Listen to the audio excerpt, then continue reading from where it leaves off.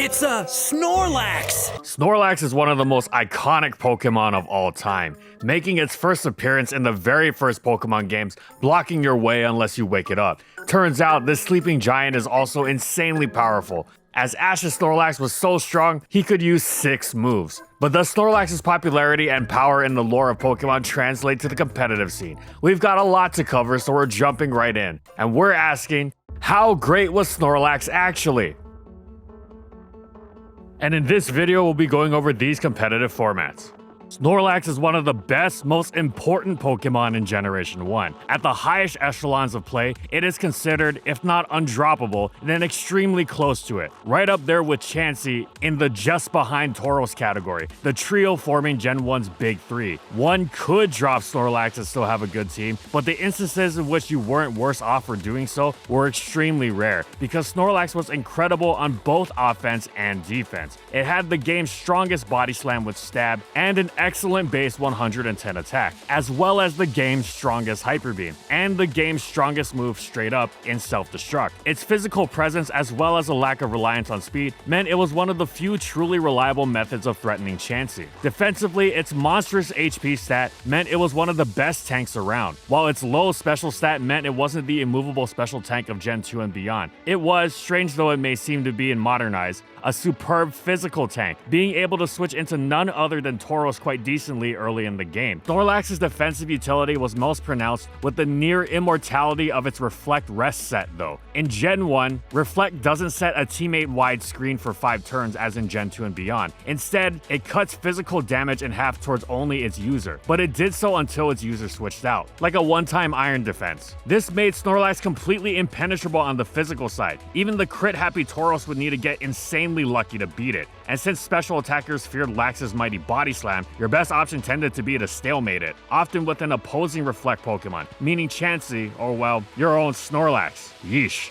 Reflect was defining for a long time, completely shaping the years after the discovery that Body Slam can't paralyze normal types. It was so defining, in fact, that several players wanted something done about it, because so many games were turning into Reflect PP wars for a seeming lack of better options. Eventually, the metagame did adapt with shifts like a rise in Victory Bell usage, but that just meant Reflect was no longer as automatic an option. Snorlax was as extraordinary as ever. Its move pool was excellent for offbeat options too, as Amnesia's +2 special boost was major for both allowing it to devour major special hits like Thunderbolt and Alakazam Psychic, and enabling it to use Ice Beam, adding Freeze to its repertoire, allowing it to punish Reflect Chansey and Snorlax trying to stall it. Snorlax could even combine Reflect and Amnesia to become completely indestructible. As a bonus, Amnesia's stat boosting effect allowed Snorlax to utilize a Gen 1 mechanic where it would allow it, while paralyzed, to outrun an opposing paralyzed Pokemon. For instance, if paralyzed Snorlax Amnesia'd in front of a paralyzed Starmie, Snorlax would subsequently outspeed Starmie. It can't be overstated how elite and essential Gen 1 Snorlax was. It shaped every aspect of the game to a ridiculous extent. Whatever you wanted it to do, it could and would. Self-destruct sets in particular were incredible in their flexibility, whether they were luring in Chansey or checking Zapdos. Snorlax was so good, it was similarly important in Ubers, where it tangled with the one and only Gen 1 Mewtwo, as well as Mew. Nothing like a self-destruct to take down the best Pokemon in the game. Gen 2 Snorlax gets all the glory, but honestly, Gen 1 Snorlax was not far behind it. There are few Pokemon in history that have ever been at its level in any metagame. However, we do have to go over Gen 2 Lax, and the time is now.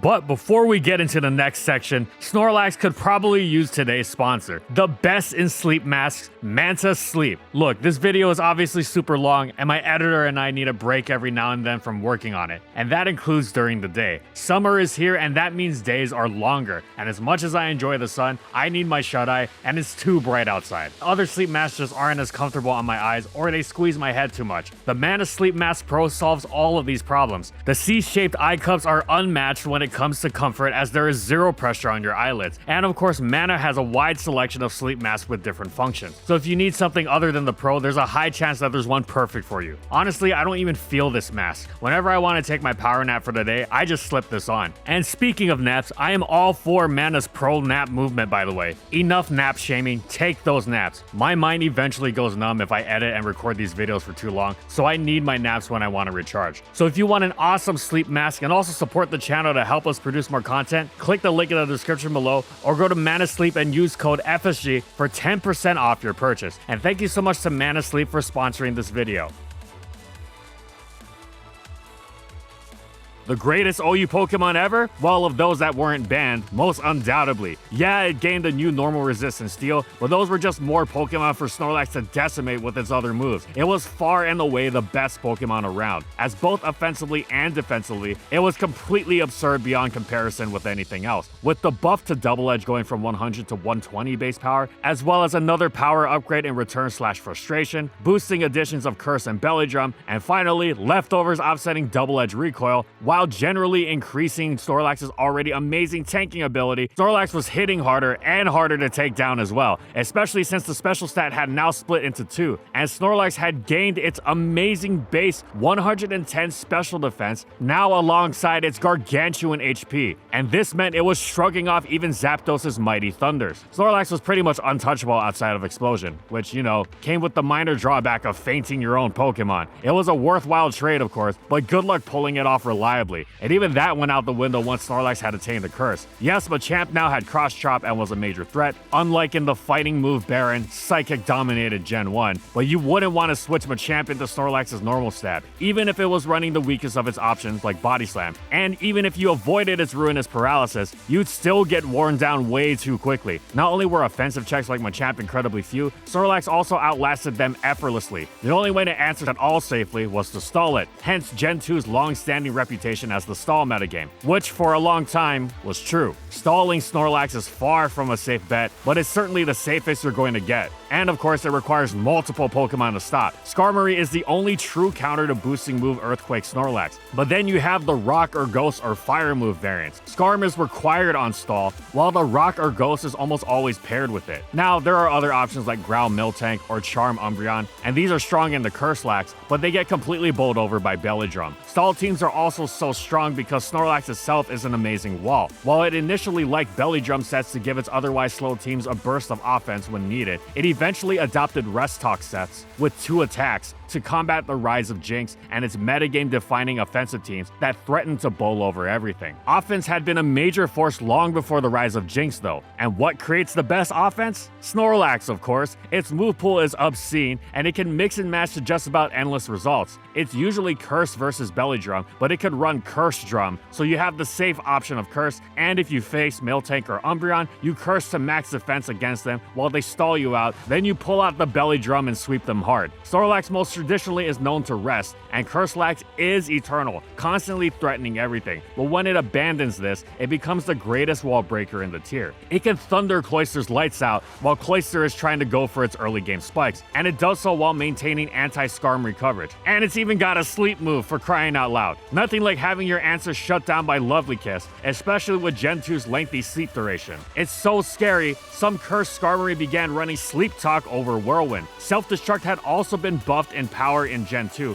and with Lovely Kiss and or Self-Destruct, Snorlax wound up being, surprise surprise, the best check to other Snorlax. When offense exploded onto the scene in Gen 2, it was quite literal, with Snorlax and his teammates spamming booms all over the place. This all-out offensive approach was bolstered by not just Snorlax's peerless threat level, but also with how it provided its requisite catch-all bulk against just about everything. Chew on this like Snorlax chews on its leftovers. This is the gen where Snorlax often walls Tyranitar, but Snorlax can't run everything at once though, right? Yeah, but it's the easiest thing in the world to compensate for. Pursuit for Ghosts, for instance, is hardly going out of your way to add support. Perfectly abuses the stuff you already want to use. Snorlax's status as mandatory on any half-serious Gen 2 team is well known, and of course, this alongside its overwhelming power has led to about 1 million conversations about its ban potential. However, it never materialized, at least not in anything too serious. Many a Snorlax-less tournament was played, and the brief glimpse at such a metagame gave off the impression that it really would make Gen 2 all stall, as the biggest threat to defensive teams tended to be Snorlax itself, and if you went all out Marowak, Machamp, Vaporeon wall breaking for stall teams, you would just get destroyed by offense. Snorlax held everything in balance. Now, with a more modern approach to tiering, of course, Snorlax would be banned, and then more bans would follow, though, but Gen 2 is a metagame older than most of the player base at this point, and doesn't have enough of a following for such a seismic overhaul. Why wasn't it banned when it was the modern generation or still fresh in players' minds, and being commonly played during, say, like the Gen 3 era, or even at points where it became newly popular in several eras like during Gen 7? Well, conversations about Snorlax bans go way back, of course. There's almost surely a message board post about it from December 1999, before Gold and Silver were even released outside of Japan. But the idea of banning things was generally anathema to player bases of the first 3 generations. It wasn't until Gen 4 and Wi-Fi battles vastly expanded the competitive scene's accessibility, and thus the player base, that the idea of suspect testing broken things came into play. Before, though, there was a culture of just deal with it. Yes, even for something as unbelievably broken as Gen 2 Snorlax, you were supposed to prove how good you were by dealing with it in battle, rather than by banning it. Ban lists were incredibly minimal, pretty much just the so-called obvious choices of the Muse, Box Legends, and if there was something contentious like Celebi, which was briefly OU in Gen 2 and Uber in Gen 3, it was left to the discretion of the best players. Not exactly a democratic process. In short, Snorlax is, barring some miracle, destined to haunt Gen 2 in all its broken glory forever. And it's also the best in Ubers. Well, not so unanimously, as Mewtwo is often preferred by many top players, but they've tended to go back and forth in this respect. Ultimately though, the introduction of the Ubers doesn't do much of anything to stifle the reason Snorlax is so good.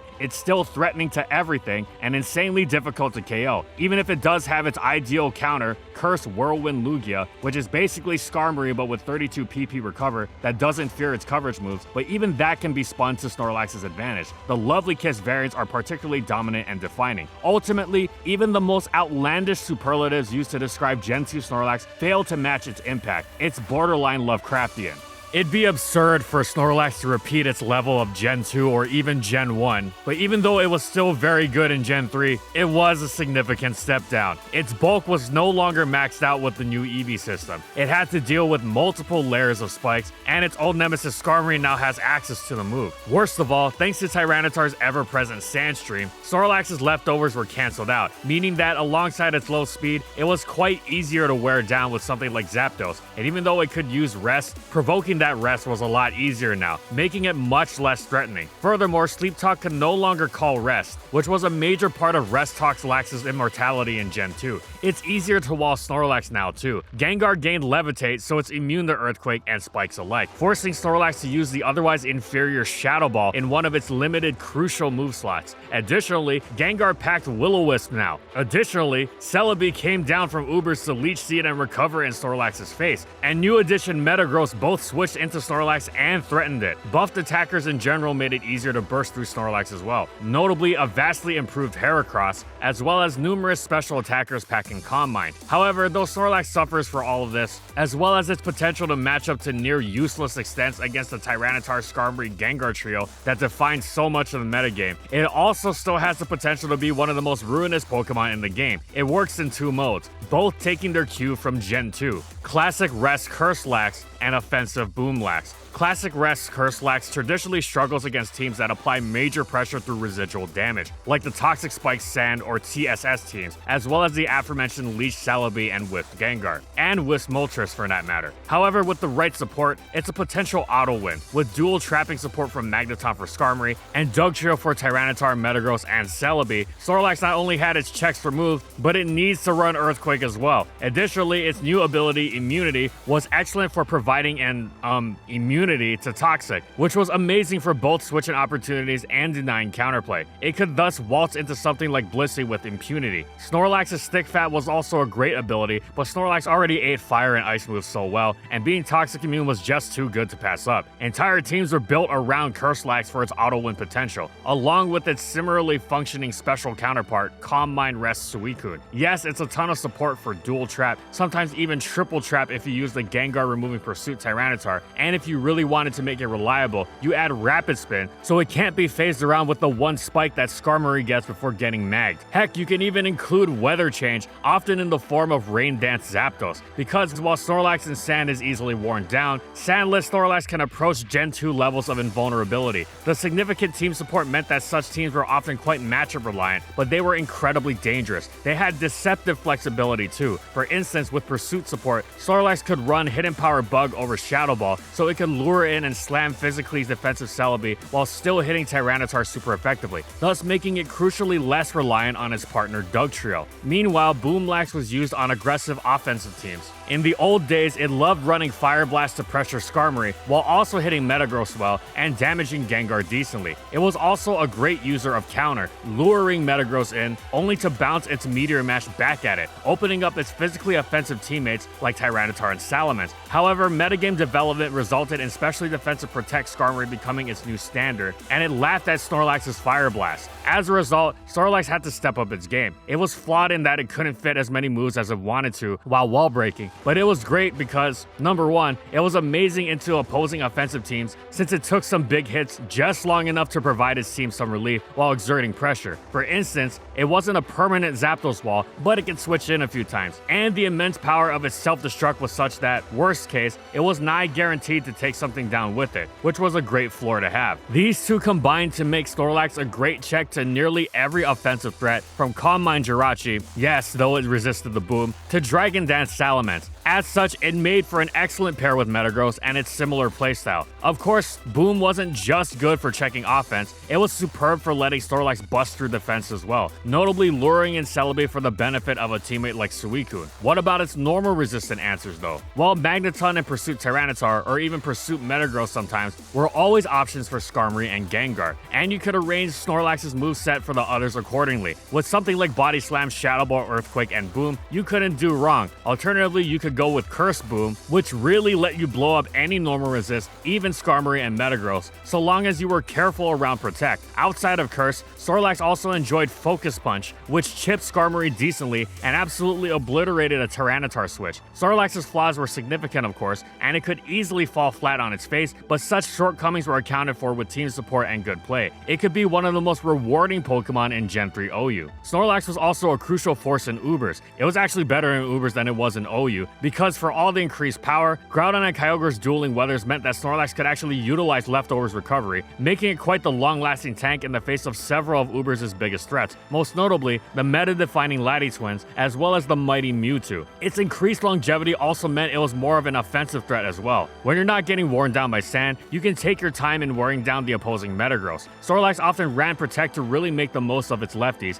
while also making it much more difficult to boom on it, and its own boom alongside its major bulk meant, just like in OU, it could check almost anything in a pinch, from Kyogre to Rayquaza. It had flexibility as well, able to take classic Curse-Lax and add Amnesia to really become indestructible, and even able to play with the immediacy of Choice Band, but whatever it did, it was excellent, capping off another excellent generation and the end of its golden age. In singles, Snorlax made sure that you couldn't ignore its presence in doubles even if you wanted to. In fact, Snorlax was a contender even before VGC started, and though we only have apocryphal records of the Journey Across America tournaments that served as the foundation for the competitive scene, those scraps let us know one piece of history that shouldn't be a surprise. Snorlax was a demon. In fact, with no restrictions on the Pokemon you could use, Snorlax was one of the few Pokemon that wasn't what we would now call a restricted Pokemon that was actually a threat. Actually, part of Snorlax's popularity was due to the very trial by fire and ice. I'm speaking, of course, about the utility of Thick Fat, especially valuable with the weather from Groudon and Kyogre running rampant. Again, we don't know too much about the sets from those times, but what we do know is that self-destruct Snorlax was quite common, giving it the power to go out with a bang that rivaled the levels of the other monsters in the format.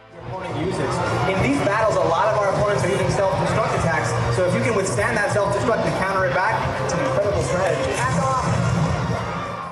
Snorlax in the close combat generation? Good night. It wasn't just that either. The special split meant it could now be hit super effectively on the special side through Focus Blast. But even beyond it becoming ridiculously easy to abuse Lax's fighting weakness, it had also become a cinch to overwhelm it with power in general. Power it wasn't bulky enough to not resist anymore. It collapsed in the face of Stealth Rock, Choice Specs, Life Orb, Draco Meteors, buffed Outrage, and all that jazz. Its defenses weren't nearly that impressive anymore. Sure, Thick Fat's resists were nice, but even being able to check Heatran was far from sufficient when Snorlax was also so easy to answer in return. Curse-Lax at least still had a niche in Diamond and Pearl, though it was flawed, to say the least. In a meta dominated first by Heracross, Infernape, and Swords Dance Lucario, but then Platinum came around and between the Rotom appliances, Bullet Punch Superpower Scizor, and Outrage Salamence, as well as the to become popular later Superpower Dragonite, Snorlax was completely left in the dust. No matter the era, the brutally buffed Breloom was an internal pain for it as well. Snorlax just got trucked by anything halfway decent, and wasn't at all threatening to any stall team that had the good sense to not automatically lose to the last Pokemon setup sweeper, which could no longer be phased out, which given the continued dominance of Suicune, they did. Even its mighty self-destruct just fell flat into the Rotoms, and worst of all, it was incompatible with Pursuit, which otherwise would have made for an interesting niche. Instead, it was just entirely outclassed in every respect by Tyranitar, which now bore a special defense boost under the sand that it summoned. Some creative players made Snorlax work in short bursts, while its low speed was more glaring than ever, and how easily it was taken advantage of. Certain offenses enjoyed a Custap Berry set, which weaponized Snorlax's propensity to drop to low health for a surprise boom against a would-be revenge killer. It was far from perfect, given hindrances like Protect and Priority, especially Mach Punch from its nemesis Breloom, but at least it was something, ultimately gimmicky though it was. Snorlax really should have dropped to UU in Gen 4, but its usage was maintained at OE levels despite it not performing much, because Curselax was such a classic with such a history, making many players think, hey, there's gotta be something to this. Had Gen 4 lasted a little longer though, it absolutely would have dropped. This gen also marked the end of Lax's time in Ubers, unable to withstand the Soldu Lati twins when they were packing Draco Meteors, as well as Choice Specs Kyogre and various other monstrosities, especially with Stealth Rock constantly cutting into its health with omnipresence that even the mighty Spikes couldn't match previously.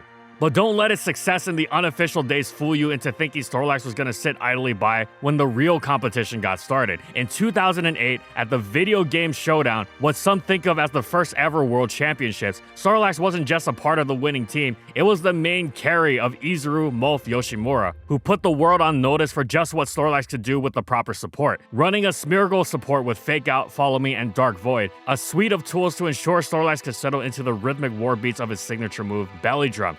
After Snorlax went to +6 and took a chomp out of his Citrus Berry, the rest of the team was all organized around that strategy. Bronzong set up Trick Room and went boom, bringing in a Psych Up Metagross that could copy Snorlax's stat boosts at no downside. Now, this was a far cry from the VGC that we now know, as teams were only 4 Pokemon at a time, but even in those rough and tumble days, Snorlax was eating good. And that was just the appetizer, because in the first year of the full VGC competition, 2009, Snorlax went on to scarf up the first ever US Nationals trophy, and then satisfied its appetite with a run-back World Championship trophy for dessert. But the two sets were very different. At the US Nationals, noted Smogonite Mark Omega Donut Celeste used a set taken straight from the singles ladder, a Resto Chesto Curselax with huge defensive investment that served as both a stalwart tank and a late game win condition. World champion winner Kazuyuki Tsuji, however, went for something much different. Instead of the setup variants both Omega Donut and Mulf had used, he opted for a triple attacking set with Return, Earthquake, Self-Destruct, and Protect. Even with no boosting to speak of, this Snorlax was a force to be reckoned with, just by virtue of its stats, which you can see on full display in the World Finals. Runner-up Tasuku Mono struggled to break through Snorlax's bulk, while Snorlax tanked Bug Buzzes and Discharges like it was nothing. It was also dishing out big damage via Return, Earthquake, and Tsuji's own X Factor, a Custap Berry boosted Self-Destruct, the big red button that let him put out huge damage at a moment's notice, giving one turn of priority when Snorlax dropped to 25% HP. Snorlax joined Metagross as the only Pokemon to win the first 2 World Championships, and though neither was able to three-peat in 2010, Snorlax still made World's top cut while Metagross fell off, this time on the 4th place team of Wataru Onishi. With that, it became one of the only 2 Pokemon to top cut the first 3 Worlds, alongside Ludicolo, and it seemed that just as in singles, Snorlax's natural bulk and power would secure it a spot on teams for the foreseeable future. No more OU for Snorlax in Gen 5, now ruined even more by Ferrothorn Jealous in defense, and new fighters and dragons ridiculously over-exaggerated from the level that had already been too much for it before. Plus, the boom nerf meant even its self-destruct no longer guaranteed a KO, so it could really forget it. That did mean it dropped to UU though, and amazingly, though that tier was also overloaded with fighters, the general power decrease along with the tier eventually ridding itself of perma weather meant Snorlax was insanely good. It was so good, in fact, that For a long time, it was not only considered the tier's best Pokemon for a long time, but even considered mandatory for a successful team. That's right, it was basically Gen 2 Snorlax the Return, New Gen Edition. Even though Snorlax ceased to be mandatory, it was never anything less than spectacularly elite. With Gen 5's awful sleep counter resetting on switch mechanic, it threw any notion of resting out of the window, and instead went all out offensive. Its thick fat ability finally got the chance to shine, with its fire resist crucially making it an excellent check to the Darmanitan and the controversial border on broken, tier-destroying Victini.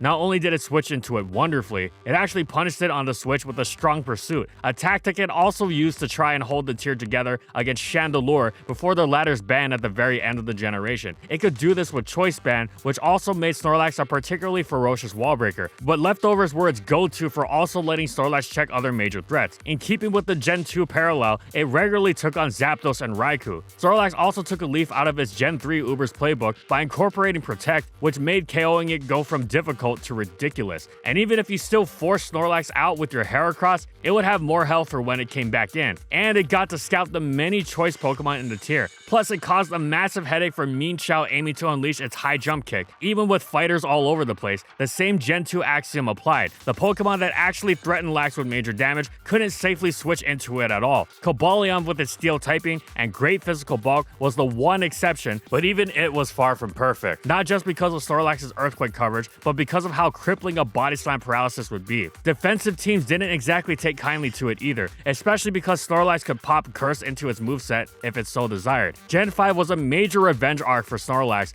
allowing it to finally wield and update its original dominance in a modern setting. Was this the beginning of Snorlax's new era as a UU staple? Well, we'll find out after word from VGC.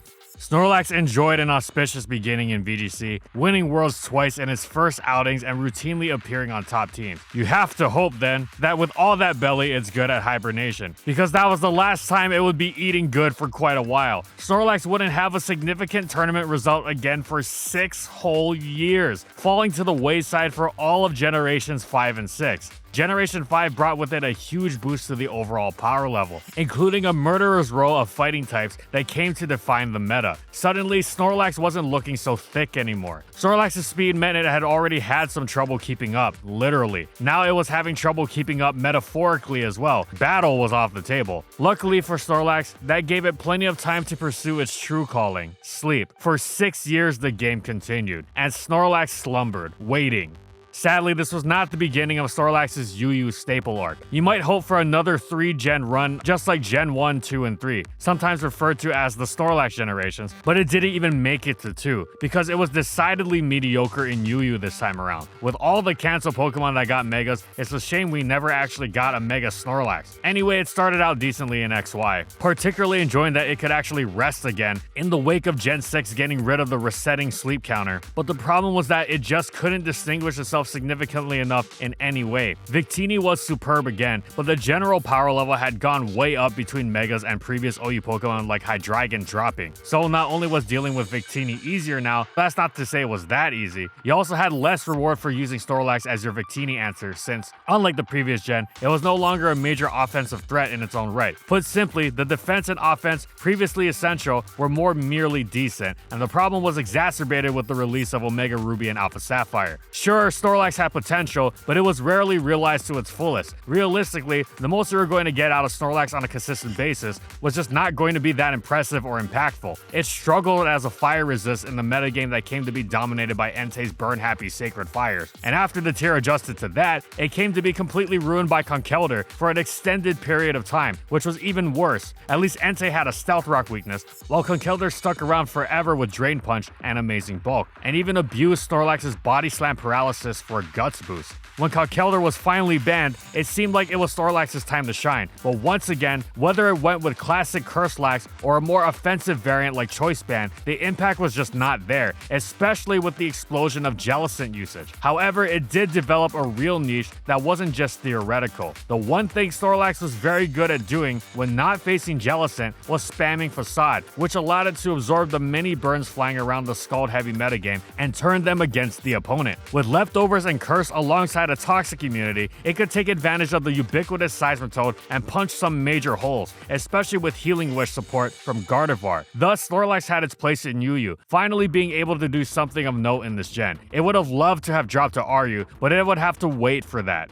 In Gen 7, Snorlax really couldn't hack it even in UU anymore. Even with its new Z move, the wonderfully named Pulverizing Pancake that lets it open its eyes and do the thing from the meme, cool as it was to pack a superpowered rechargeless Giga Impact, it wasn't nearly as efficient to use your Z Crystal on Snorlax, limited in its opportunities by its low speed as it was. You'd usually be better off using Choice Band. Anyway, Snorlax landed in RU, though later than it would have liked. It was a decent Pokemon to be sure, but it was usually held back from elevating beyond that, often struggling as slow Pokemon tend to in the face of explosive Z-move power. Still, it had a lot to like about its game. Thick Fat let it take on beasts like Salazzle and Choice Specs Ninetales, while its Special Bulk let it assist against the likes of Roserade, Nidoqueen, Gardevoir, Shaymin, and Raikou. Meanwhile, Offensive Curselax had an amazing new option at its disposal. The new Pinch Healing Berries gave it amazing 50% recovery when knocked to low HP, as Lax was wont to do, effectively giving it a second life, or more, because the real beauty came in the fact that it wasn't just a one-time thing. Snorlax's standard practice of getting worn down into low health was not just turned into a source of healing, but was done so repeatedly through the use of Recycle, which allowed it to regain its berry after having eaten it. Effectively, it had its own form of recover, at the cost of leftovers or another item, yes, but this was well worth the trade-off for a Pokemon that had been pining for slack off for generations. This burst of healing reinforced Snorlax's offensive threat level wonderfully, and it unleashed boosted facades and earthquakes or fire punches to great effect. Now, as nice as this whole setup was, Snorlax's propensity for getting worn down easily thanks to its low speed was still very much a factor, especially since it didn't even have the passive heal of leftovers and it had to go low health before it could recover at all. And the fact that it wasn't very threatening before it got a boost meant required adroit precision to operate, as without a deft hand, it'd very easily get played around. Snorlax could also go for the greater immediacy of Choice Band, but in a tier dominated by Metagross, Registeel, and Bronzong, this could be tough to pull off. You would risk spending more time throwing coverage moves around than your stab, and these bulky pokes were hardly at risk of 1-hit KOs, meaning that Snorlax would have to nab them repeatedly. Ultimately, Gen 7 Snorlax was a decent RU Pokemon. Flawed, but if you were willing to work with it, it could plug some gaps in your team very nicely.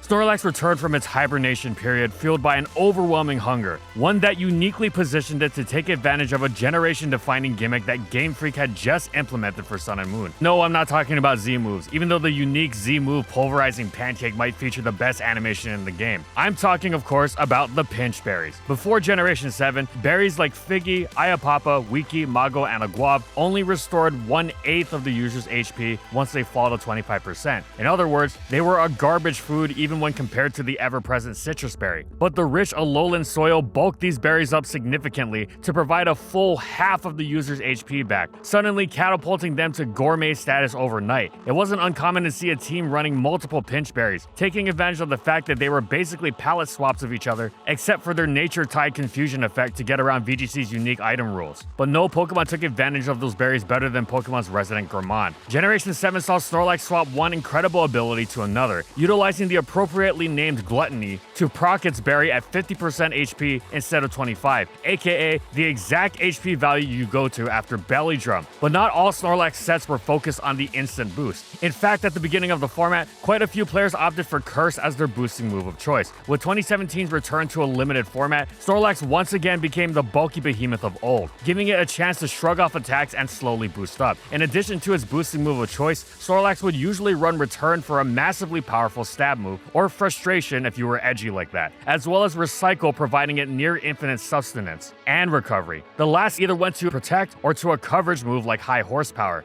And for some players, though it was uncommon, would even opt for Stockpile to boost Snorlax's defenses. Despite the difference in its common sets, Snorlax's best teammates remained pretty consistent. Arcanine, one of the most common Pokemon in the format, was a standard partner thanks to its ability to pass off Snorlax's low physical defense via Intimidate. In the case of mono-attacking Snorlax, it also handled pesky steel types like Celesteela and Kartana. Tapu Fini's Misty Terrain removed the need to fear opposing burns or other status, one of the few things that could slow Snorlax down, and Mimikyu was a reliable Trick Room setter who handled opposing ghost types. Mimikyu also had the option of running Z Destiny Bond, as Gavin Michaels did when he won the Anaheim Regionals early on in the format. When powered up by Ghost DMZ, that move became a redirector, giving Snorlax a one-time chance to get Belly Drum off safely, especially against the fighting types that might otherwise give it trouble, like Hariyama and Kartana's Sacred Sword, which cut through any cursed defense boost. Mimikyu was, all things considered, tailor-made to work alongside Snorlax. It also had Psych Up to copy its boost, if it so desired, and it could taunt opposing taunts or phasing attempts. Other good partners included Aurora Veil Alolan Ninetales, Trick Room Porygon 2, Tapu Koko to handle flying and fighting types, and Garchomp, who had the benefit of threatening the format's premier knockoff user, Alolan Muck. Snorlax wanted to avoid knockoff at all costs. Putting that berry in the trash meant it couldn't be recycled, leaving Snorlax without its recovery. Alolan Persian also saw quite a bit of use for its support capabilities. Really, any Pokemon that could let Snorlax set up was strong with it, because once it got going, it was a real pain to get rid of. Gavin Michaels may have been the first American regional winner with Snorlax, but he wasn't the first winner overall. Marcus Hamon took home first at one of the first European tournaments of the format, the DreamHack Leipzig Regionals, with his Curselax. It's a sign of just how self-sufficient Snorlax could be that while Marcus did pack the standard Arcanine, Feeny, and Chomp, he had no redirection or Trick Room support. He filled out his team with Mandibuzz and Kartana. Those early wins set the tone of a season up for Snorlax, as it constantly picked up top cuts at regionals around the world, usually joined by Arcanine, Feeny, and its other common partners. Usually, but not always, it was common to see any other meta Pokemon alongside Snorlax, be it the Tapu Lele Driftblim pair, Clefairy, Alolan Marowak, an additional Intimidator in Gyarados, or even weather cores like the Pelipper and Golduck Preston Clark used to win Salt Lake City Regionals, or the Lilligant and Torkoal Ashton Cox brought for his gold medal run to the Latin American International Championships. Snorlax, to be frank, had too many good results to list, so instead we'll just shout out the first place finishers at the regional and special event level: Niels Dunlop, Sebastian Escalante, Leonardo Bononomi, Barris Akos Krami, Nick Navarre, Justin Locke, Marin Gajdosh, Javier Parada, Liam Gilbert, Rachel Anand. All of these people took home first places, often with other Snorlaxes stacking the top cut. Special mention has to go to Australian Christopher Kahn, who won both the Auckland and Perth regionals with his team of Snorlax, Arcanine, Tapu Koko, Porygon 2, Gyarados, and Garchomp. Christopher's team showcased an adaptation that had become common on teams without Feeny. Instead of fearing status, these Snorlax welcomed it, utilizing Facade over Return to give the rest of their team more flexibility. In fact, Snorlax's sets expanded as the metagame progressed. Nick nails Navarre, Juan, and Roanoke by using Thick Fat making a return alongside Wild Charge with no recycle or protect, a strategy made possible by his use of the last Tapu Bulu for grassy terrain's natural recovery, as well as a Heal Pulse Friend Guard Clefairy. Ashton may have won the LAIC, but Marcus came back with Snorlax to place 8th there, using double-edged Curselax, giving him an additional power boost over return that could be mitigated by the constant recovery. Snorlax may not be the most flexible mon to ever hit the field, but this measure of customizability kept it just unpredictable enough to succeed all season long. By the time NAIC rolled around, it was one of the top dogs. 5 out of the top 8 teams used it, including all the podium finishers: Cesar Reyes in 3rd, Paul Chua in 2nd, and none other than Christopher Kahn, all the way from Australia, in 1st place. Even more impressive is the fact that only 2 of those Snorlax sets, the top 2, were the same. With Worlds on the horizon, Snorlax was a clear threat, and the results of that tournament bore out the pattern of the season. Snorlax was the 3rd most used Pokemon at the event, only behind Tapu Koko and Arcanine, an improvement from its status as the 6th most common at NAIC.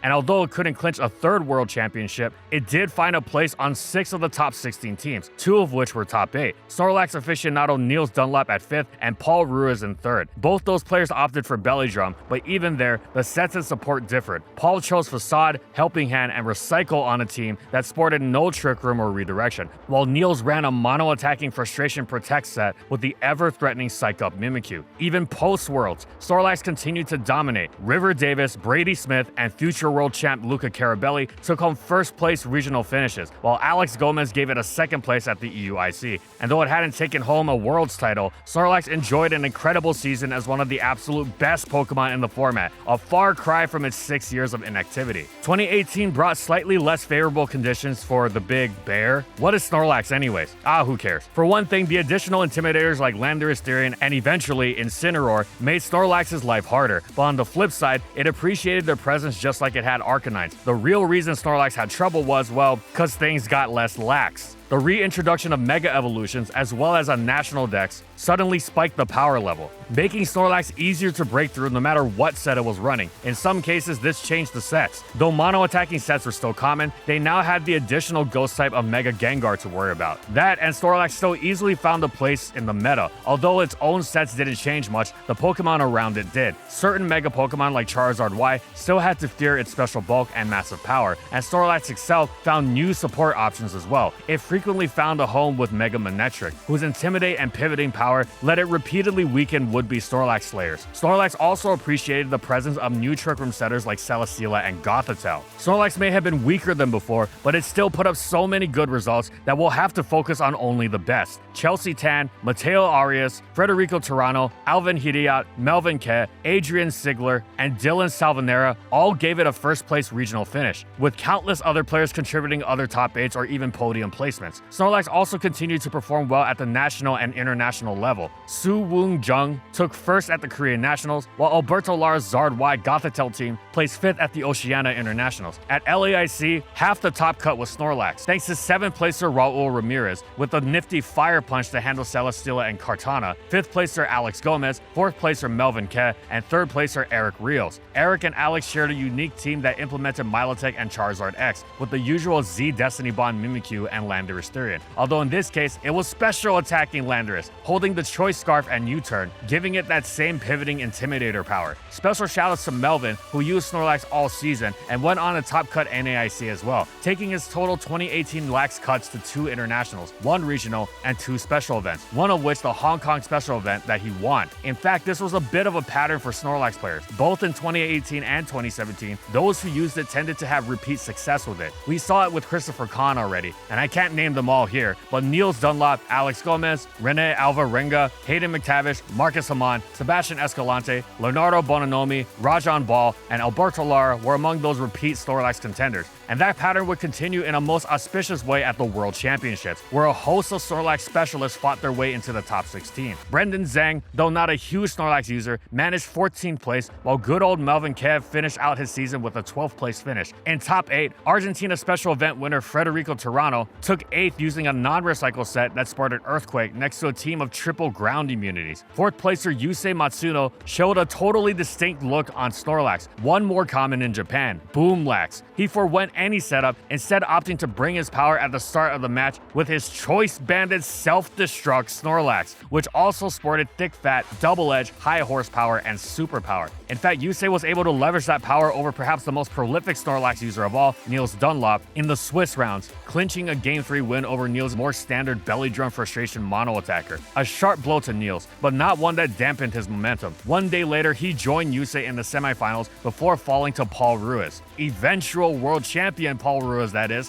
Snorlax using world champion, by the way. After falling short last year in the top cut, both of the Snorlax users returned to improve their placements. For Niels, he went from 5th to 3rd. For Paul, he went from 3rd to the first ever Latin American world champion, with his trusty Snorlax by his side. Snorlax actually was one of the last additions to Paul's team, which he originally built around the Mega Salamis Tapu Koko synergy. But that late-breaking change was core to Snorlax's success. In Paul's own words, although it is true the overall power output was bigger in this format compared to last year's, I was convinced that Snorlax could win Worlds, with a good team that supports it, but doesn't focus entirely on it. By using Snorlax and a team that didn't focus solely on it, Paul instead gave it just enough room to succeed, as he was able to make good on that belief in lax. Paul's Snorlax was a mono-attacking belly drum user. With no redirection on his team, he felt that both Recycle and Protect were necessary, especially with 2018's higher power level. It was also uniquely fast, with a whopping 108 speed EVs. Since Paul was running no Trick Room, he wanted to always be faster than would-be threats, such as Clear Smog Gastrodon, Minimum Speed Porygon 2 and Gothitelle, and especially Minimum Speed Incineroar. That last optimization proved incredibly important in the highest stakes match of Paul's life, his finals versus Emilio Forbes. The night before the match, Paul realized that Emilio's team was weak to Snorlax, and specifically that the Incineroar was likely minimum speed. That assumption immediately paid off in Game 1. Once Paul removed Emilio's Mega Gengar, Snorlax was given free reins to clean up the game, leading Emilio to forfeit when realizing that Incineroar was too slow slow to threaten Snorlax. In Game 2, Emilio used Gengar effectively to phase right through Snorlax's +6 returns, but eventually, Paul's pressure was just too much. Capped off by the Incineroar Snarl herd around the world, he won, bringing the trophy to Ecuador for the first time, and giving Snorlax its record-setting 3rd World Championship trophy. However, Snorlax would have to wait a full year until Worlds rolled around again to see any use. 2019 upped the power level yet again, introducing GS Cup rules. And though Snorlax had kept pace in the old days of Kyogre and Groudon, this landscape was too much to handle, especially considering that it had mainly been succeeding due to gluttony, not thick fat. The real problems, however, were 2 Pokemon, Xerneas and Incineroar. Not because of the Xerneas matchup though. In fact, Snorlax matched up pretty well into the deer, but with Xerneas in play, plenty of teams started packing anti-boosting strategies, whether it was Taunt, Clear Smog, or phasing.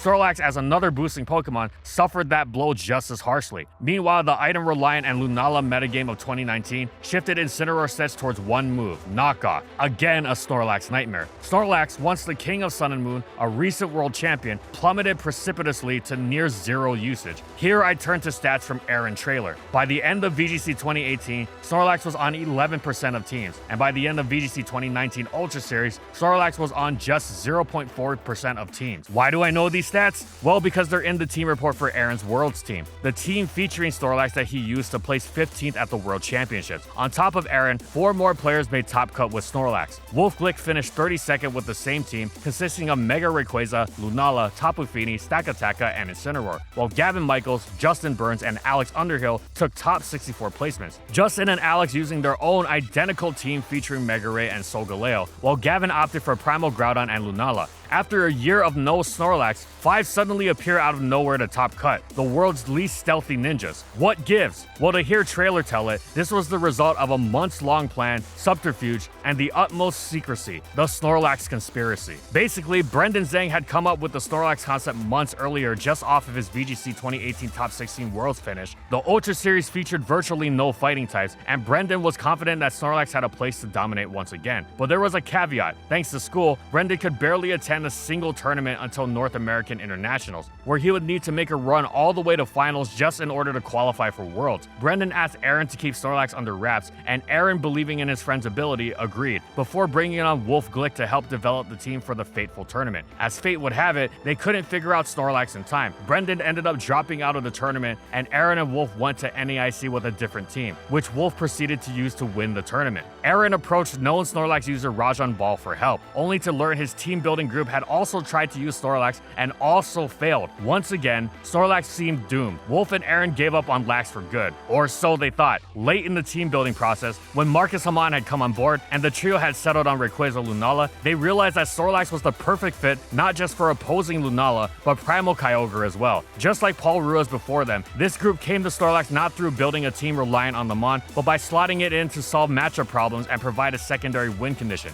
Trailer kitted Snorlax out with a mono attacking set, one that could still beat Lunala in a stalemate thanks to PP stalling, and some speedy Vs. Just in case, against all odds, there were other Snorlax at the tournament. Turns out that was a good call. Trailer's conversation with Rajan had actually inspired Alex Underhill and his fellow Smogon players to give Snorlax a try, meaning those speedy Vs came in handy. Trailer finished as the highest placing Snorlax player out of 9 who brought it, and of the 5 who made day 2. And though he didn't face any other Snorlax, he could walk away with a sense of validation. I've spent some time on this story because it's a truly unique one. Though uncommon Pokemon often pop up around Worlds, it's incredibly rare to see a Pokemon take the trajectory that Snorlax did, going from World Champion to literally 0 usage to an impressive presence at Worlds. For Trailer and co, it was an important lesson about the value of hiding a team. While Snorlax did end up being a surprise, it also meant that they had less time to practically address its weaknesses. For Snorlax, it meant one more Worlds top cut, which is good news, because it would be the last time it might see that trophy again. Snorlax's new Gigantamax form was neat, but A, it was hardly the kind of Pokemon you wanted to use your Dynamax slot on, and B, the mechanic was banned early into Gen 8 anyway, so Snorlax resumed its tumble through the tiering rung, even with Gen 8's limited Pokedex, pre-DLC and everything, and even though power creep had actually been toned down insofar as there were no Megas or Z-moves anymore, the lack of a generational mechanic didn't stop Snorlax from being initially unable to scrape so much as a niche in UU. It did settle into RU nicely though, much more than it had in the previous previous generation. Though the tier was ruled by Virizion and had plenty of other strong fighters, the general power level was such that Snorlax's bulk was sufficient to sit on much of it, and thus unleashing offense which was actually quite difficult to stop. A simple Curselax, whether rest or offense, was a serious pain to safely switch into and answer for any team without Jellicent or Sableye. Early Gen 8 Aryu was also a Gen 1er's delight, as Snorlax was seen countering the dominant Charizard on a regular basis. It was a great special wall, and actually wound up rising to UU after a while, much to Aryu's dismay. Though this was baffling to the UU player base, since Snorlax wasn't actually good there. It was sort of a DPP OU situation, where Snorlax seemed appealing enough to become a noob trap and thus inflate its usage. Then the Isle of Armor came around, and the ensuing power creep dusted Snorlax something fierce. Fighters were as dominant as before, more so even, and the rest of the tier had increased in power to where Snorlax struggled to switch in against much of anything besides weak defensive Pokemon, and while its offense was still good, it wasn't worth the hassle. Fittingly, it dropped to NU, and before you get too sad about how low the mighty Snorlax had fallen, it also got banned almost immediately. It absolutely dwarfed everything in the tier with its stats. A simple Curselax bowled over just about everything. Choice Band also crushed most in its path, enjoying excellent new fire coverage in Heat Crash that ruined Escavalier, and unlike Fire Punch, dealt strong neutral damage elsewhere. And even Jellicent was ruined if Snorlax slapped on Toxic, just like a set it occasionally ran in Gen 2. Snorlax's new dark coverage, Darkness Lariat, was also helpful in this regard. Wait, Darkness Lariat? Does somebody say Incineroar? Anyway, in a feat of wolfish cunning, Snorlax conned its way back into Aryu when the Crown Tundra came around. Okay, it actually matched up quite decently into the new Aryu metagame, moving back into the tier through usage. Its Assault Vest set was particularly interesting for allowing it to unleash instant offense while sending its already strong special tanking to tremendous levels. But it was quickly revealed that Snorlax was once again better on paper than in practice, and the countdown to its fall to NU began. It took some time, but eventually it dropped to NU again, and it was banned immediately again, alongside Regidrago. This time though, it didn't last. Shortly after its ban, the NU player base campaigned for a retest, claiming they hadn't had enough time to adjust to Snorlax in this new metagame. So Snorlax was retested, and lo and behold, the player base was right. It was excellent, but the expansion of the decks had made it palatable. Its flagship Curse and Choice Band sets, especially the former, were superb, but manageable through the tier's greater power, as it was easier to wear down and thus play around, while Curse sets were less threatening before the boost. This isn't to say Curse couldn't spiral out of control though. It was still outstanding, you just had to work a little for it now, as opposed to the auto win it had been before. The trip from the fertile soils of Alola to Galar's fields did a number on the pinch berries, reducing their effectiveness to 33% and likewise cutting Snorlax's effectiveness. Without its full HP restoration post Belly Drum, Snorlax lost a huge amount of power and annoyingness as well, thanks to the decreased effectiveness of Recycle. However, Snorlax did get some compensation in the form of its Gigantamax form. Its unique move G-Max Replenish gave a 50% chance to renew any used berries, meaning that despite Recycle being nerfed, Snorlax could still recover, and moreover, do it while attacking. When Gigantamax, that 33% recover was still 66% HP of a regular Snorlax's HP, meaning the self-sustaining feast went on. In addition, the Dynamax factor meant Snorlax could more safely reach 25% HP when it was big, introducing Thick Fat as a viable option once again. Max moves incentivized Snorlax to use more of its coverage, such as Seed Bomb for grassy terrain recovery or Iron Head for defense boosts. With the move slot freed up from Recycle, Snorlax's moveset became harder to predict. In addition to Curse versus Belly Drum, it might run any combination of Double Edge, Fire Punch, Darkness Lariat, and its other coverage, with Yawn thrown in on top to disrupt opposing Dynamaxes. Snorlax was a known threat in the early days of Sword and Shield, and not just via berries, as at the Malmo regionals, Alex Gomez and Eric Rios united, again to create a Snorlax team that landed them both in top 8. Without the benefits of Replenish, this Snorlax team was adapted from the Japanese concept of Boomlax, aka the Bandit Explosion set that followed the lineage of Yusei Matsuno's 4th place Worlds team. Alex and Eric team Snorlax with 3 ghost types, Mimikyu, Dragapult, and Aegislash, dodging the explosions that cut the enemy team in half. Alexander Poole used the same team to top 8 Perth regionals. Snorlax may have been a threat, but as the series advanced and the power level increased, Snorlax fell off and failed to produce the top results it had in Sun and Moon. Players tried, but they always seemed to find themselves just on the outside of the very top, with a top 16 placement at a regional or a top 64 at OCIC. The one exception to this rule was the Players' Cup Kickoff Invitational, where 6 out of the 8 players used Snorlax. However, the tournament might actually be the proof of Snorlax's diminished power. It's because it was an invitational, all the players could bring whatever team they wanted, and 6 Snorlax players ended up placing 3rd through 8th, aka the worst possible results that 6 Snorlaxes could have. Snorlax may have packed a lot of power, but the power creep had seemingly caught up for good, and it fell out of use for all of 2020 and 2021. In 2022, a few players were able to give it some results in a double restricted metagame. In Bilbao, Frank Borachon used it on a Groudon Zacian team for a 7th place special event result, and at the Taiwan Nationals, Jiang Ting Lu took 5th, while Meng Ruxie went 2nd with their takes on Snorlax. But those placements were the exception, not the rule. With the fertilizer gone from its berries, Snorlax wasn't fueled enough to compensate.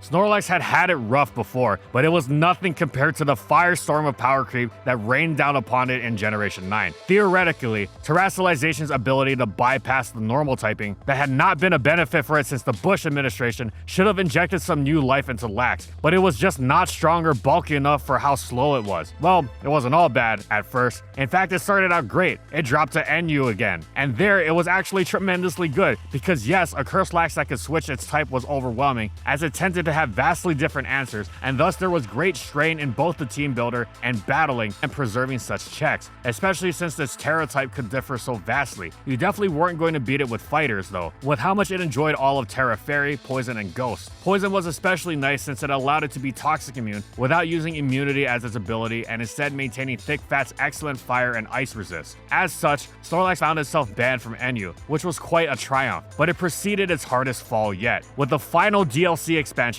and the player base's increasing a customization to playing around a Pokemon which was incredibly Terra reliant, Snorlax would rarely do much without it, as it was to be expected of its bland typing in the most power-crept gen yet. Players realized that, though it could be a pain if they let it get going, all the tools were there to prevent it from doing so. Given that it wasn't only completely reliant on setup, but so ridiculously slow that preventing said setup was such a cinch. More and more, Snorlax was becoming the worst thing you could have on your team. Dead weight. It wasn't immediately apparent at first, as that bulk means it can switch in pretty decently, and thus you think it's doing something, but it winds up not offering much of anything in terms of actually striking back at the opponent. As such, Snorlax couldn't get by even in NU anymore. Oh no, you think, Snorlax became a PU Pokemon. What desolate, despairing depths it had dropped to. But don't worry, it's actually much worse than that. You'd think that even with power creep being as Looney Tunes as it was, the idea of cursed Snorlax in PU would be absurd, and it would get banned. So at least it'd have the fun beating the daylights out of the tier. Yet no, that wasn't quite what happened. Okay, so Snorlax was quote-unquote merely an elite PU Pokemon. Nope, not that either. It wasn't even good. It wasn't even okay. Snorlax was outright mediocre in PU. The most you could say for it was that theoretically on a good day, classic Curselax could maybe threaten, but you would much rather say this than actually bring it to battle. Snorlax did not match up against PU's finest at all, what with all the Palma and Hisuian Decidueye and Blaze Paladin Tauros running around. And even these fighters aside, pretty much every Pokemon in the tier, whether they were decent, good, or great, could threaten or stifle it in some way. Plus, even if Snorlax did hit the field, it wasn't doing much in return. So what did this mean? Well, friends, we've come a long way from the day where Snorlax was the only way to even kind of safely answer Snorlax.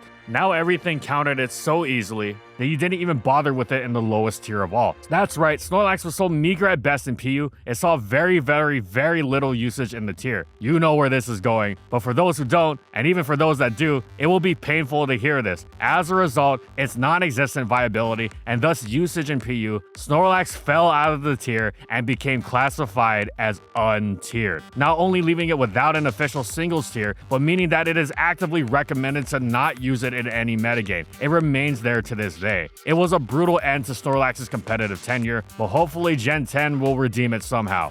The berry nerfs of Gen 8, as well as the continued increase in power level, kept Snorlax hungry and hunting for relevance. A few players have attempted to make it work over the course of Scarlet and Violet with a score of different sets, sometimes Thick Fat, sometimes Gluttony, Belly Drum, sometimes Yawn, sometimes even Fissure, but Snorlax has never been more than a footnote in any regulation. That said, it does have two results worth mentioning, if only because of how offbeat they were. Both come from a unique blend of Trick Room abusing Psy Spam teams, featuring Indeedee and Armor Rouge. In Regulation F, Alan Gabriel took 13th at the 223-player Sao Paulo Regional with his take on Snorlax, which ran Belly Drum, Rock Slide, Earthquake, and Body Slam, along with good old Gluttony and a Pinch Berry. But it wasn't a healing pinch that Alan opted for. It was a blast from the much more distant past, the Custap Berry that Kazuyuki Tsuji had used to win that very first VGC Worlds back in 2009. With Gluttony, Custap activates at 50% HP, meaning that immediately after using Belly Drum, Alan's Snorlax would go first and drop a Terra Rock boosted Rock Slide on the competition. After that, the Trick Room setup meant that if Lax lived, it could keep attacking with its spread and stab moves, be it Rock Slide, Body Slam, or Earthquake. Daniel Becerra snatched this strategy for LAIC to place top 32 using the exact same Snorlax on a slightly different team. Otherwise though, Snorlax couldn't even muster a top 32 finish, and if anything, the admittedly off-the-wall nature of that set shows just the lengths you have to go to these days to make it work. But don't let those fallow recent years trick you. Despite only really being relevant for 5 or 6 years, Snorlax has won 3 World Championships, a tie for the most of any Pokemon, and ranks 16th in World's top cuts of the 162 Pokemon to ever make it that far at a World Championship. For now, Snorlax rests, but we've seen what happens when it finishes its power nap. And now we can answer the question, how great was Snorlax actually? Well, for a time, it was one of the most elite competitive Pokemon of all. It was practically synonymous with the concept, in the first 3 generations being called the Snorlax gens in retrospect, where it regularly dueled with itself in standard play and Mewtwo and Ubers. However, with the major power creep of Gen 4 and onwards, Snorlax's early gen style toolkit, normal typing and all, quickly became outdated. It reinvented itself in Gen 5, reigning over UU, but from there on out, it was a lower tier Pokemon, and even there it struggled, dropping further and further, culminating in Gen 9 seeing it become unfit for even PU. Still, Snorlax has achieved some of the highest peaks of any competitive Pokemon. Its exploits in Gen 2 alone are of course peerless, but even its Gen 1 performance is far above that of most competitive careers combined. And even in its so-called worst dominant Gen 3, it was still a major force. And like we said, it's also proved itself to be a force in repeated generations of VGC. There's only one other 3-time World Championship Pokemon. Ultimately, Snorlax's competitive career was a massive success.